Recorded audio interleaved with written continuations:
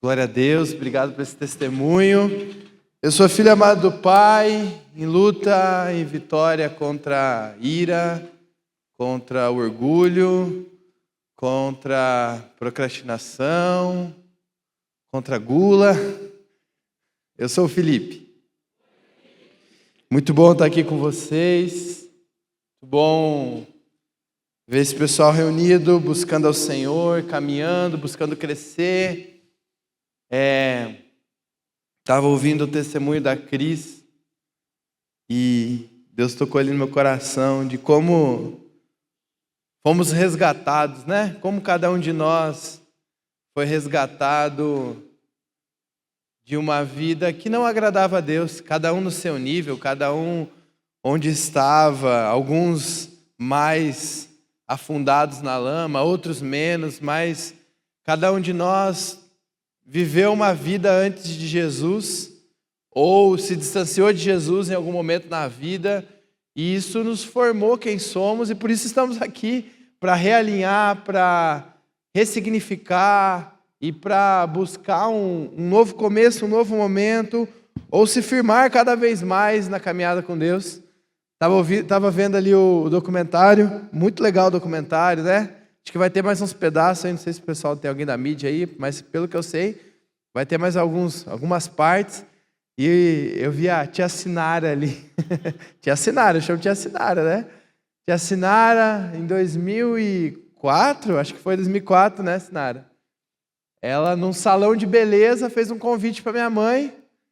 E, através desse convite, a minha mãe, naquele momento, vivia um vício de alcoolismo muito forte e por vários traumas que nós passamos como família, e era o momento que ela vivia, era esse, e através desse convite, minha mãe aceitou Jesus Cristo, viveu o processo de libertação e restauração dela, Jesus chegou na minha casa, eu tive também meu processo onde aceitei a Jesus Cristo, cresci nos caminhos do Senhor, entendi o meu chamado, e tudo foi a partir de um convite num salão de beleza. Acho que foi no salão, né, Sinara?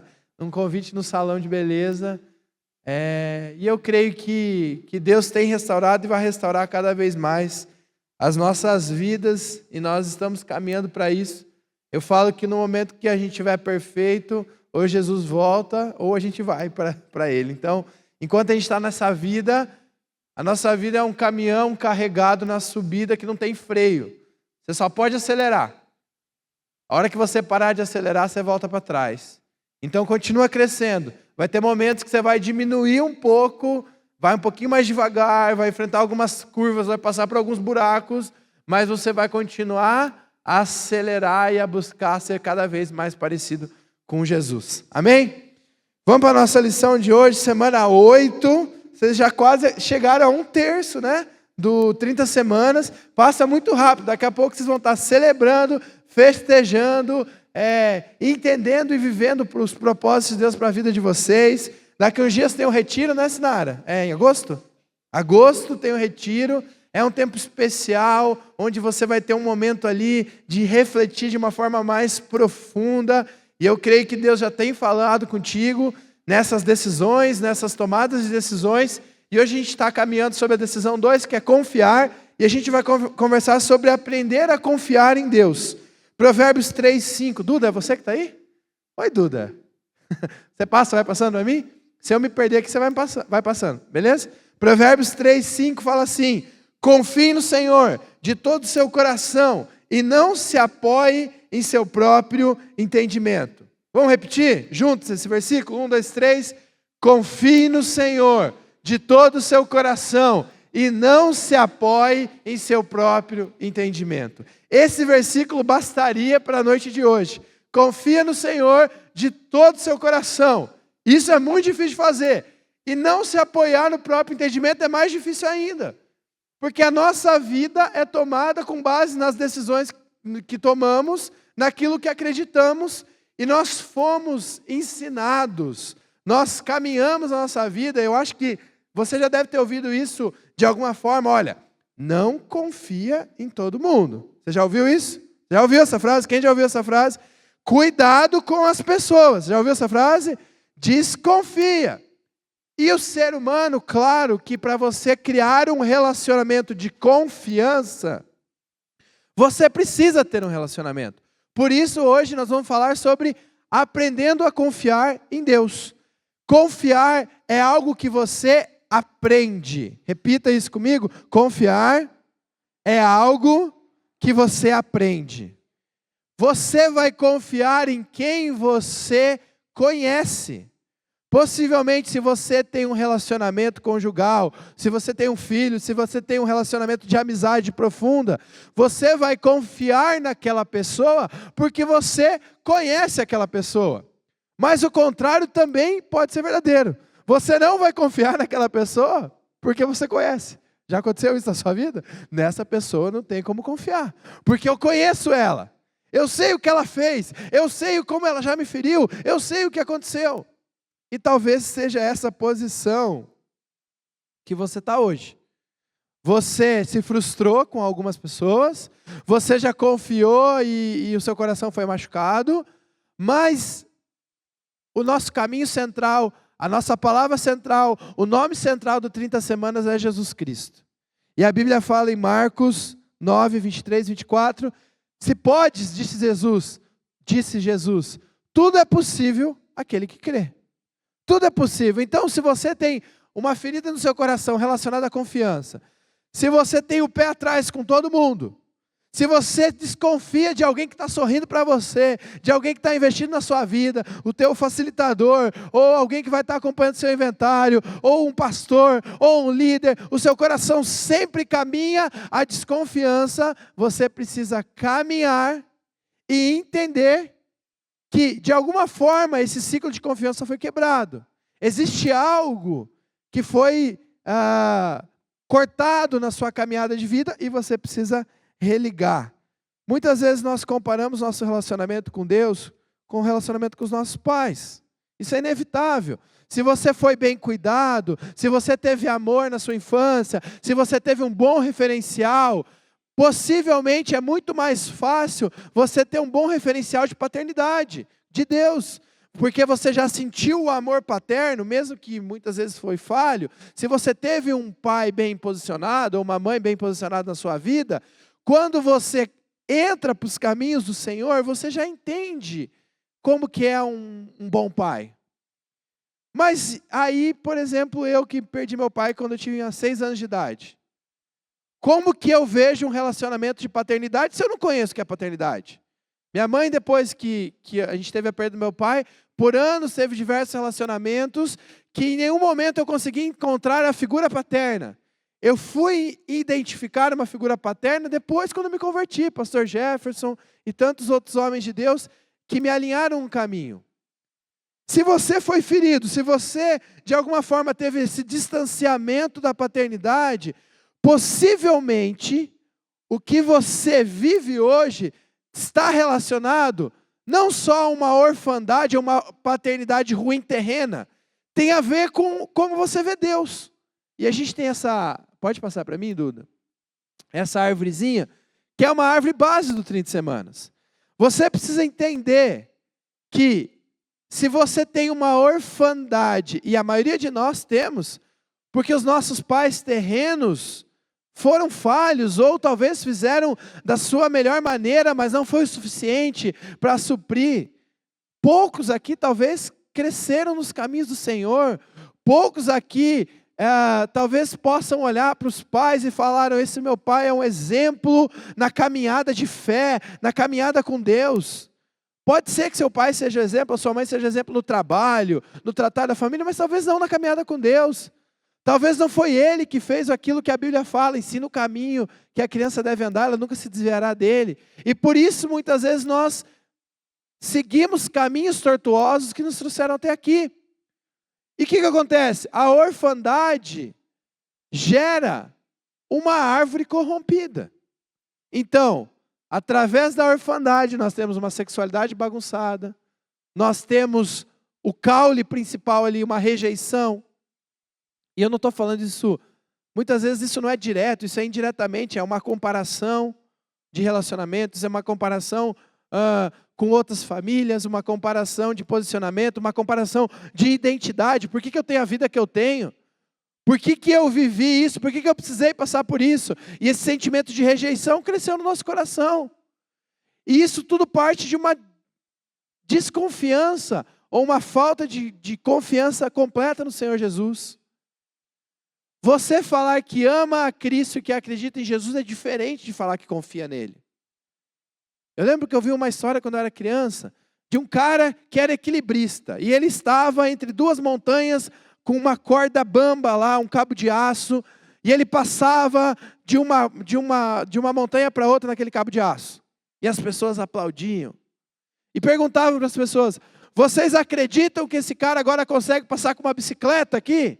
E um monte de gente levantava a mão, sim, eu acredito. Ele pegava e passava. Aí chegaram para uma pessoa e falou assim, olha, você acredita que esse cara consegue passar com uma pessoa no colo? E a pessoa falou, sim, eu acredito. Aí ele falou, então ele vai te pegar no colo e ele vai atravessar essas montanhas com você agora.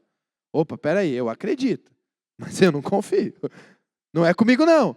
E muitas vezes é isso que a gente vive no nosso relacionamento com Deus. Eu acredito que Deus pode fazer, eu acredito que Deus está trabalhando, eu acredito que Deus faz isso e faz aquilo, mas não na minha vida. É muito arriscado, é muito perigoso. E aí, nós estamos enraizados. Tiago, faz um favor para mim. Você vai lá na Book e pega uma garrafa de água para mim sem gás, depois eu acerto lá. Por favor, obrigado. Nós estamos enraizados em uma orfandade, porque a paternidade não foi bem alinhada, isso gera bloqueadores, gera uma rejeição, que gera religiosidade, uma sexualidade conturbada, você busca o valor em relacionamentos, então você não consegue encontrar um relacionamento que te supra, porque de alguma forma ou de outras pessoas vão te decepcionar. Você gera codependência de pessoas, então quando você encontra alguém que te entende, você precisa daquele relacionamento para entender quem você é, e as pessoas vão decepcionar. E se as pessoas te decepcionam, você fica mal. Gera religiosidade, eu preciso fazer para ser aceito. Aquilo que precisava ser feito para ser aceito foi feito por Jesus na cruz. Nós não precisamos fazer mais nada. Nós precisamos acreditar, entregar a nossa vida, mas não é mais por penitência, não é por sacrifício. Sacrifício não precisa mais, já foi feito. Então, muitas vezes a nossa vida foi firmada nisso aqui. E qual que é o nosso grande erro? Nós queremos resolver os vícios, a sexualidade, a rejeição, a codependência, e nós não queremos resolver a raiz. Se tem um fruto podre numa árvore, você arranca aquele fruto, e nasce outro fruto podre. Você arranca e continua nascendo fruto podre, o problema é a raiz. Tem alguma coisa errada com como aquela árvore está sendo suprida. Então, quando a gente vem para o 30 semanas... Aqui, Tiago. Obrigado, irmão. Quando a gente vem para o 30 semanas... Por que o 30 semanas não é 3 semanas? Porque é um processo. Para mexer com a raiz, você precisa fazer um processo. Para mexer com a raiz, dá trabalho. Para arrancar folhinha e arrancar fruto visível, é fácil. Só que ele volta. Para mexer com raiz, você precisa cavocar. Você precisa afastar. Você precisa se sujar. Você precisa ter trabalho. Então a gente vem por 30 semanas, durante 30 semanas.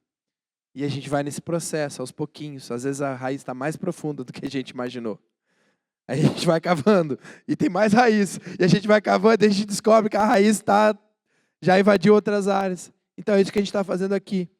Confiança, quando a gente fala de confiança, a gente está falando de paternidade. A gente está falando de olhar para um Deus Pai e entender que a vontade dele é soberana sobre a nossa. Isso é confiar. Só que se você não está alinhado, relacionado à paternidade, você não consegue resolver aquelas coisas que estão lá para cima. Porque aí você só remedia.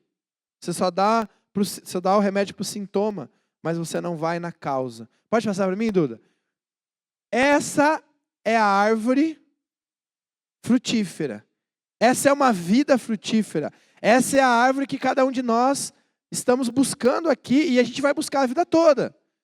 uma paternidade de Deus bem resolvida.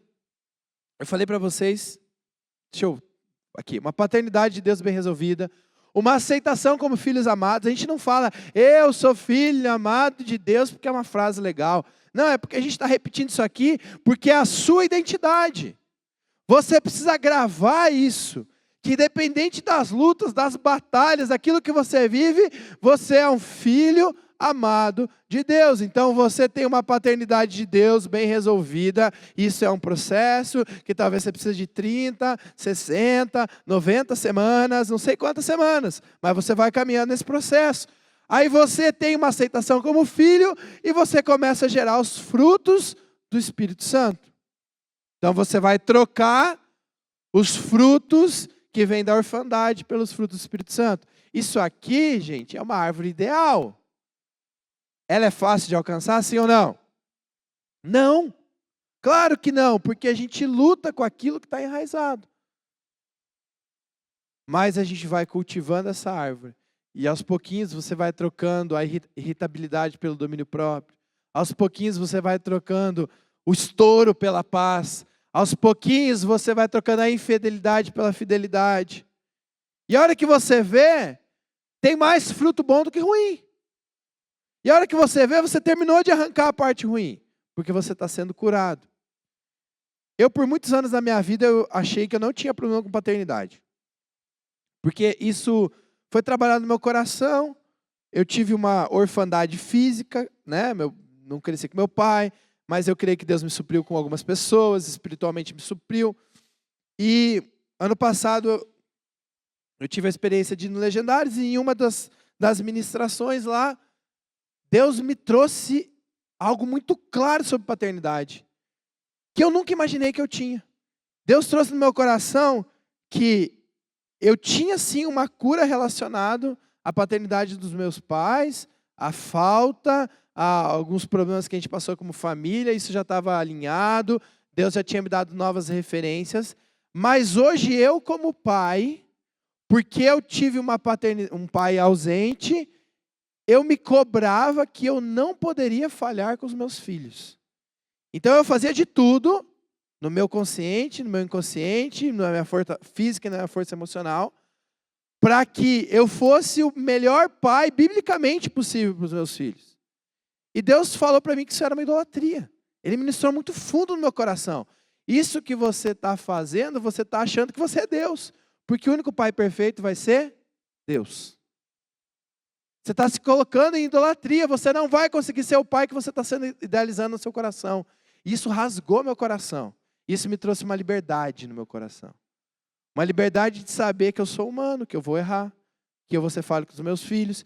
E depois desse processo, várias coisas que eu estava fazendo, que eu não percebia que eu estava fazendo errado, eu consegui alinhar com os meus filhos, eu consegui ser um pai mais real, eu consegui alcançar o coração deles de várias formas, eu já chorei, já pedi perdão por coisas que eu fiz errada para eles, eu fui vulnerável para eles. Então, muitas vezes a gente acha que a gente não tem processo que a gente tem que vencer.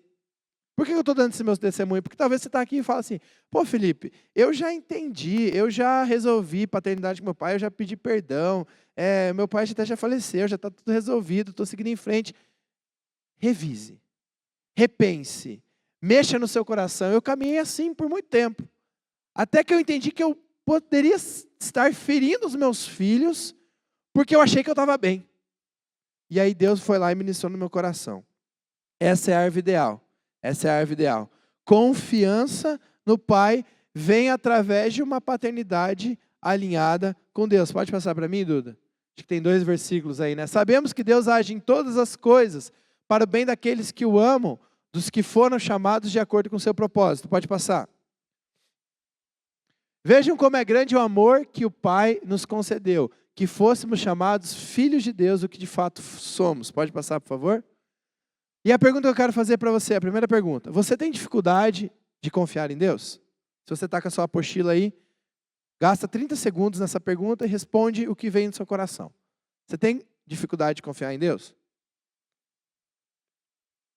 O que é confiar em Deus? É entregar tudo. Se tem áreas da sua vida que você ainda peca de uma forma sequencial, que você não obedece ao Senhor Jesus, que você não abre mão, você não está confiando, porque você acha que a sua forma de viver é mais adequada que a palavra de Deus. Isso é falta de confiança. Eu não estou falando, às vezes, eu confio em Deus, eu oro pela minha saúde, pela minha prosperidade, pelo meu alimento. Gente, eu falo que a nossa confiança em Deus, ela vai ser demonstrada realmente nos momentos de provação. Quando você não pode fazer mais nada. Eu lembro que eu orava com um amigo meu, que estava com um parente com uma doença, e esse parente fez diversas coisas, diversos tratamentos, e aparentemente ele estava bem. Mas esse meu amigo sabia que essa pessoa estava morrendo, a própria pessoa sabia disso. E eu lembro que a gente conversava sobre isso, a gente orava, essa pessoa buscou tratamento de todas as formas, e chegou um momento que eu tive que falar para ele, cara, agora é só confiar em Deus. E quando a gente fala só confiar em Deus, a gente espera a resposta. Filho, então você confiou em mim, então agora eu vou trazer a resposta positiva. Muitas vezes a gente pensa assim, agora minha fé está sendo avaliada, e agora que eu abri mão de lutar, de buscar, e eu confiei no Senhor, o Senhor vai fazer um milagre. Isso acontece, gente? Sim, claro que acontece. A gente está cansado de ver milagres do Senhor, mas o oposto também acontece. As pessoas morrem, as doenças acabam com a vida de algumas pessoas, as pessoas sofrem. E aí a gente tem que confiar e amar ao Senhor, amar a Deus acima de todas as coisas. Se a sua confiança for condicionada por momentos, você não confia. Independente de dificuldades, de lutas, de batalhas, de vitórias, a nossa confiança tem que estar no Senhor. Primeiro ponto está aí na sua apostila. Confie no amor de Deus por você. Assim conhecemos o amor que Deus tem por nós. E confiamos nesse amor. Deus é amor. Todo aquele que permanece no amor, permanece em Deus. E Deus nele. Deus nos amou primeiro. Deus te ama, independente da tua performance. Isso é libertador. As pessoas, muitas vezes, vão te amar pelo aquilo que você faz, pelo aquilo que você pode entregar, pelo aquilo que você é.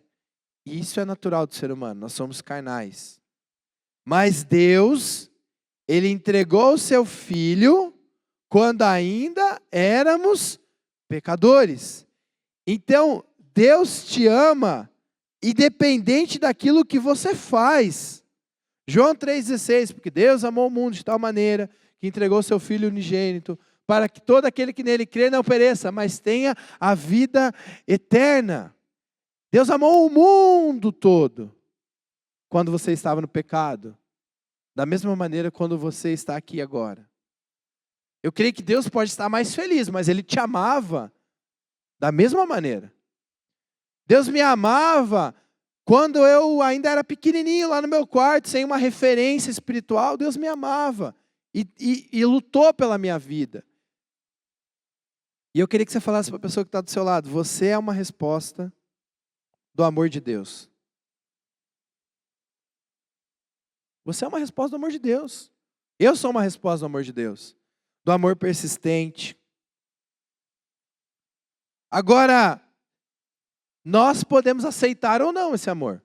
Se alguém chegar para você e falar assim, olha, eu te amo, você pode falar, tudo bem.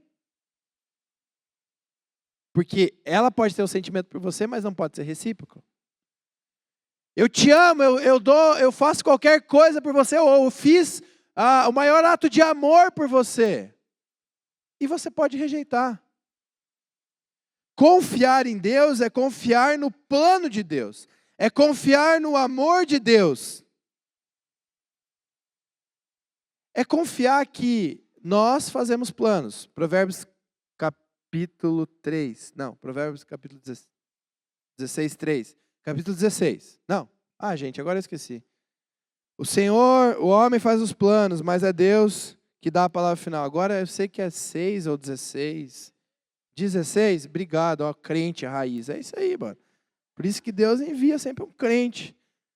Provérbios capítulo 16. O homem dá os planos, mas é Deus que dá a palavra final. Você pode fazer plano, você pode pensar o que é melhor na sua vida. Mas se os seus planos não estão alinhados com o amor de Deus ou com a palavra de Deus, você precisa realinhar. Você decide aceitar o amor de Deus? Sim ou não? Pode marcar ali. Pode passar para mim? Olha, aceitar o amor de Deus é aceitar se alinhar à palavra de Deus. Segundo ponto, confie que Jesus luta por você. E é muito legal de ler a Bíblia que Deus já escreve o final. E no final a gente ganha, amém? Amém, gente? No final tudo dá certo, eu já li o final, está lá na Bíblia. Só que no mundo tereis aflições. Essa parte a gente podia rasgar, né? Eu gosto de brincar que a vida com Deus podia ser só as caixinhas de promessa. Sabe, você já teve caixinha de promessa, aquela caixinha coloridinha, que você tira uma palavra de manhã e aí você acorda, será bem-sucedido, você foi chamado para ser cabeça, né? Prosperidade, vida abundante, mas tinha que ter a caixinha dos mandamentos também. Você tirar e falar, negue-se a si mesmo, tome sua cruz, no mundo tereis aflição. Ninguém quer essa caixinha. Mas a gente pode confiar que Jesus luta por nós. E a Bíblia fala, Jesus propriamente fala, no mundo tereis aflições, mas tende bom ânimo, eu venci o mundo. Qual que é o maior medo do ser humano, gente? Qual que é o maior medo do ser humano? A morte. Sim ou não? É morte. Sei lá, tenho medo de barata, porque eu tenho medo que a barata me mate. Tenho medo de avião, tenho medo de altura, tenho medo... É a morte. Jesus venceu a morte, amém? E Ele luta por você. Tem uma frase aqui na apostila, quem tem Jesus tem tudo. Pode passar para mim? Acho que tem aí no slide também. Quem tem Jesus tem tudo. Vou falar para você falar para a pessoa que está do seu lado de novo. Quem tem Jesus tem tudo. Isso é real. Se tudo te faltar, se você tiver Jesus, você tem tudo. Gente, eu prego isso e às vezes eu fico pensando se Jesus tirasse tudo de mim. Eu estou aqui pregando, mas eu nunca vivi, talvez, o que Jó viveu, de perder sua família, de perder seus bens, de perder sua casa, de perder seus amigos. É muito fácil nós falarmos, quem tem Jesus tem tudo. Mas essa deve ser a nossa esperança. Essa deve ser o nosso motivo. As pessoas podem nos ferir. E talvez você está aqui nesse processo de restauração, e a gente caminha nesse processo, porque nós fomos muito feridos. As pessoas não vieram com manual de como lidar com os outros, então recebemos palavras na nossa infância. Esses dias eu falei uma palavra para o meu filho, e eu falei, Senhor Jesus, misericórdia, me perdoa. E tive que voltar lá. Meu filho começou a reclamar do negócio, eu falei, Joaquim, você é muito chato. E aí depois eu falei, olha o que eu estou falando no coração do meu filho. Depois isso pode gerar um gatilho. Mesmo ele estava sendo chato naquele momento, tá bom, gente? Mas existe uma outra forma de falar. E aí Deus me constrangeu no meu coração. Porque isso pode gerar uma rejeição no coração dele. O meu pai, que é aquele que me dá direção, aquele que me traz proteção, aquele que me protege, me traz a provisão, ele coloca como minha identidade que eu sou uma pessoa chata. O meu pai traz isso comigo. Imagina as pessoas como vão ferir ele. Então eu tive que voltar, tive que pedir perdão, tive que explicar a situação para ele, tivemos que cancelar essa palavra. Mas volta e meia eu tenho vontade de falar isso. Porque as pessoas são falhas. Você pode repetir para você agora isso? Eu sou falho. Nós somos falhos. Então, as pessoas falharam conosco. E nós falhamos com os outros. Existe um que não falhou, Jesus Cristo. Por isso nós precisamos confiar. Por isso nós precisamos caminhar. Pode passar para mim, Duda? Por isso nós precisamos entender que o amor de Cristo, a vitória na cruz, ela vai cobrir uma multidão de pecados. Nós precisamos alinhar o nosso coração com o coração do Senhor Jesus. Confie que com a ajuda de Deus você pode mudar. Eu não sei se você já falou essa frase, mas eu já usei algumas vezes. eu já tentei. Já usou essa frase? Já tentei, ou já tentei de tudo. Já ouviu essa frase? Eu já tentei de tudo. Então, agora confie em Jesus e caminhe com Ele. Falava com um amigo meu sobre um acampamento, um lugar lá que as pessoas vão. E eu falei, olha, naquele lugar as pessoas são privadas de palavras, eles fazem jejum de palavras. É um retiro. As pessoas fazem jejum de palavras, elas têm uma conexão com Deus, elas são ministradas e tem algumas privações de sono também em alguns momentos, porque tem algumas programações. E você não pode levar nada. Nada. E aí, são 3, 4 dias desse retiro. E aí essa pessoa falou assim, mas quem tem um tipo de vício, um cigarro, alguma coisa? Eu falei, cara, ele não pode levar nada. Daí a pessoa falou, mas como que essa pessoa sobrevive? Aí eu respondi a ela, com Jesus. Mas consegue? Eu falei, consegue. Porque, gente, aquilo que a gente já tentou tudo e não conseguiu, para Deus é possível, amém? A palavra de Deus fala, o que é impossível ao homem é possível a Deus. Você já pode ter olhado para alguma coisa na sua vida e ter falado assim, mas é impossível acontecer isso. Talvez você tenha falado, é impossível vir para uma igreja de crente e você está aqui hoje, né? Amém? É impossível tal pessoa estar aqui dentro. Eu já ouvi falar isso várias vezes. Mas para Deus é possível. Então você não é um caso perdido. Repete isso. Eu não sou um caso perdido. Porque eu também não fui. E um monte de gente não é. A gente tem um monte de ex aqui. Um monte de ex viciado, ex idólatra, ex imoral. E é isso. A gente caminha para a nossa restauração. Só que a gente precisa confiar que não é por nós. Porque pela nossa força, eu já fiz regime um monte de vezes. Já fez regime um monte de vezes? Misericórdia, né, Bruno? Não é aleluia, misericórdia. E aí, no dia que você está de regime, vem um pudim, vem um negócio lá que... não, gente, aí o inimigo pega pesado. Claro que eu estou falando de uma coisa aqui que não é superficial, porque a gula é um pecado, como outro pecado. Mas tem gente que se destrói, porque já lutou sozinho, pela sua força. Mas a Bíblia fala que quando você é fraco, o poder de Deus se aperfeiçoa na sua fraqueza. E aí você consegue fazer coisas que você nunca imaginou que conseguiria fazer. Amém? Pare de achar que você não é capaz de mudar. Talvez pela sua força você não é, mas pela força de Deus sim. Você acredita na sua mudança? Sim ou não? Responde aí. Responde sim, pelo amor de Deus. Tá bom? A resposta errada é o não, então você tem que responder sim. Combinado? Você tem que acreditar. Amém? Você confia na sua mudança? Sim. De novo, você confia na sua mudança? Sim. Amém. É isso. É o primeiro passo. Você precisa confiar. A minha tendência como pessoa, como temperamento, é ser pessimista. Quem me conhece mais na minha intimidade sabe disso. E muitas vezes, quando eu vejo um projeto, eu vejo algo, e eu gosto de projetos, eu gosto de fazer coisas, mas eu sempre vou olhar para o viés que pode dar errado. Eu sempre vou olhar para aquilo que não pode dar certo. Pode ter 90 coisas que vão dar certo e 5 que vão dar errado. A minha tendência é colocar a lupa naquilo que vai dar errado. E Deus já tem ministrado no meu coração. Vai no processo, naquilo que vai dar certo, porque no caminho daquilo que vai dar certo, você vai conseguir consertar aquilo que está dando errado. Amém?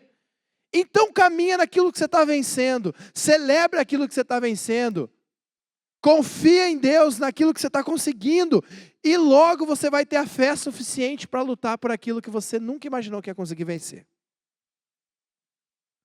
E o último ponto. Põe para mim, Duda.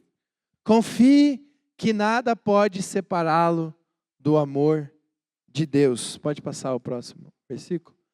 Pois estou convencido, a banda pode subir. Estou convencido que nem a morte, nem a vida, nem anjos, nem demônios, nem aquela pessoa que não é um demônio, mas está me atormentando, nem o presente, nem o futuro, nem quaisquer poderes, nem altura, nem profundidade, nem qualquer outra coisa na criação será capaz de nos separarmos do amor de Deus que está em Cristo Jesus, o nosso Senhor. Pega a sua caneta e sublinha esse versículo grande no seu livro, tira uma foto, coloca na sua porta. Não tem mais nada depois de Jesus que pode te separar de Jesus. Tem uma coisa que pode te separar de Jesus.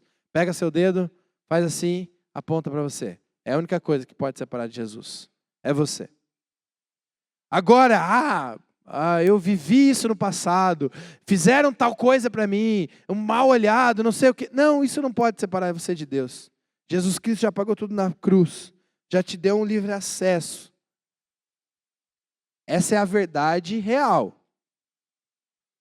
Mas eu quero te perguntar, o que está no seu coração? O que te separa de Deus? Pode passar. Tem mais uma perguntinha aí, pode passar a próxima. O que hoje separa você de Deus? A verdade da palavra de Deus fala que nada pode te separar. Mas talvez a rotina do seu dia a dia está te separando de Deus. Talvez a amargura com alguém está te separando de Deus. Talvez o julgamento por algo que está dentro da igreja está te separando de Deus. Você olha para alguma coisa que você não concorda. Isso você coloca em submissão a uma autoridade. Isso te separa de Deus. A falta de perdão, a falta de confiança no Senhor Jesus. Isso te separa de Deus.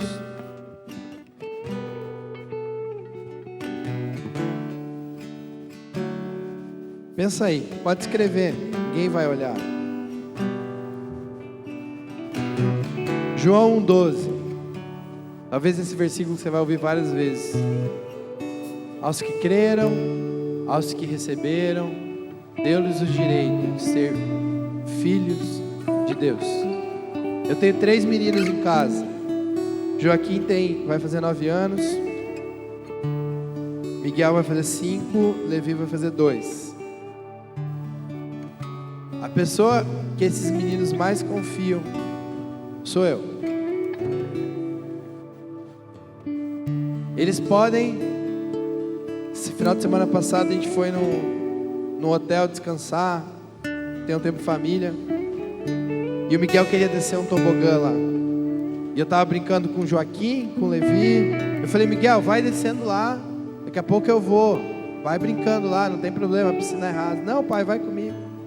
E ele ficou esperando até o momento que eu estivesse parado do lado do tobogã para poder pegar ele. Ele não queria que fosse o tio lá que estava cuidando, não queria que fosse a mãe dele, ele queria que fosse eu. Porque ainda, eu creio que um dia vai ser Deus, ainda eu sou a figura para ele que mais traz segurança. Que ele pode contar, que ele pode confiar, que ele pode descer um tobogã radical para ele. Porque o pai dele vai estar lá. A confiança em Deus é você saber que você pode passar por altos e baixos, que você vai passar por dificuldades, mas o seu pai vai estar lá. Para a gente terminar, eu ouvi uma história há um tempo de um homem que estava numa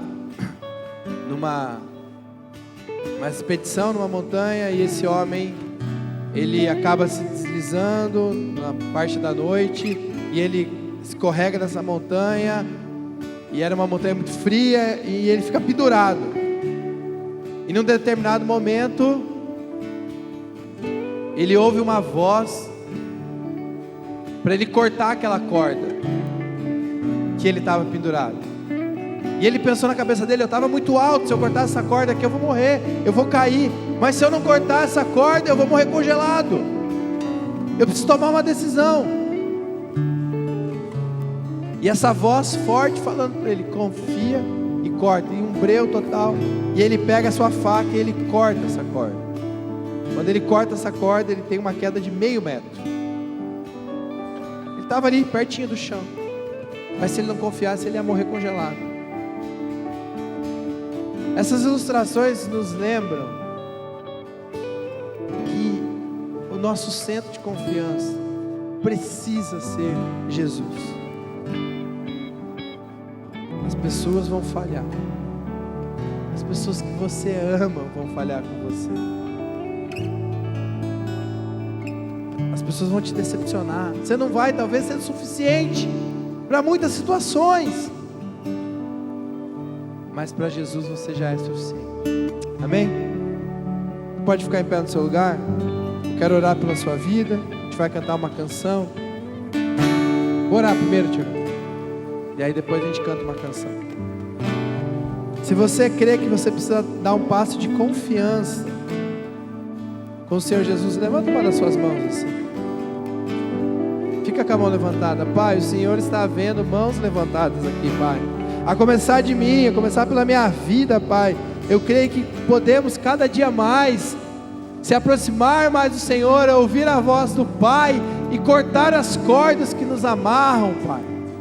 Tem mãos levantadas aqui, Pai, dando um passo que talvez nunca tiveram. Um passo de restauração, um passo de abrir uma caixa com traumas, com medos, com histórias escondidas, para que o Senhor possa colocar luz onde há trevas, Pai.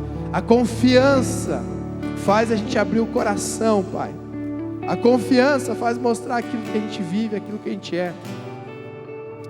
Pai, que o Senhor seja o centro, que o Senhor seja a direção, que o Senhor seja o guia, que o Senhor seja o único, aquele que nos supre, Pai. Traz uma restauração no coração de cada um aqui, Senhor. Traz um passo de confiança, de fé, Pai. Nós cremos que somos filhos e o Senhor não abandona filhos. O Senhor ama, o Senhor cuida, o Senhor restaura e o Senhor trata. Pai, em nome de Jesus, amém.